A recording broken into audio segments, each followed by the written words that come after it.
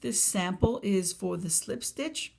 We're going to use a piece of muslin that is 7.5 inches wide by 5 inches long. And we're going to take that sample and we're going to fold it.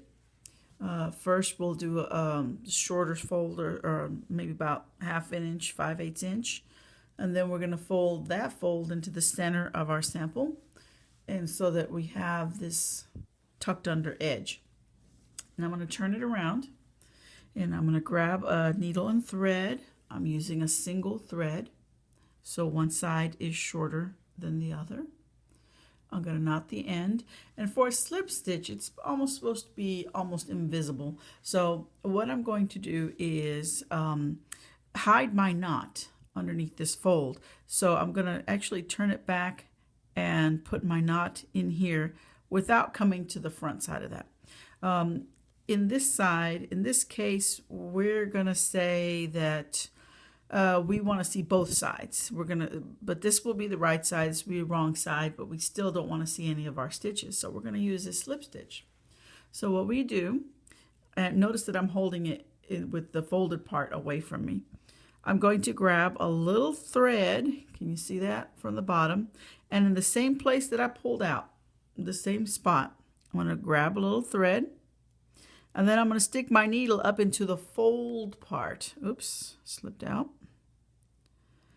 And then I'm going to travel the needle along the fold of the fabric so that you don't see the metal anywhere.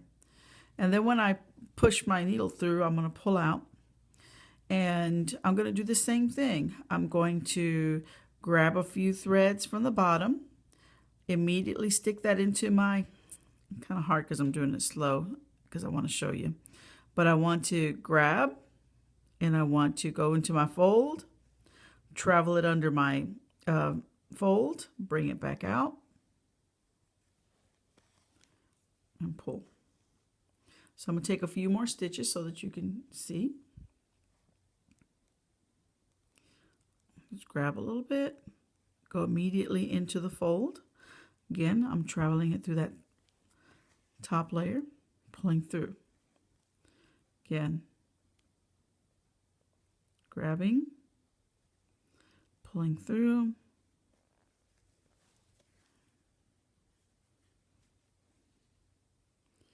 And so when you've done that all the way across, you also want to finish it nicely. And of course, you see I'm struggling with getting that. Okay. Now, what I want to show you is that you see that you really don't even hardly see the stitches there. If I had a matching thread, you would even see less. But if I turn it over, you don't see much on that side either. So you will continue doing that. I'm going to take a couple more stitches in case you need it. Again, I'm just going to grab a few threads. I'm going to go through this fold, travel through the fold, come back out. Oops, and look at that, I didn't catch it. A few threads, and travel through the fold. Actually, I'm not traveling through the fold that well. There we go. And pull it out. Now when you sew all the way across, we get to the end, obviously. And so how do you end it? How can we end this part here? Well, because we don't want to see all that nasty knot. What you can do is you can turn your sample over under, kind of pull out this underneath spot.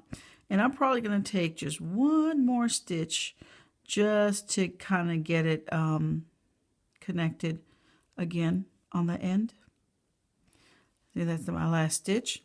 But if I make my knot underneath here, like if I tack 3 times, do the little tacking stitch 3 times, that will actually hold it in place.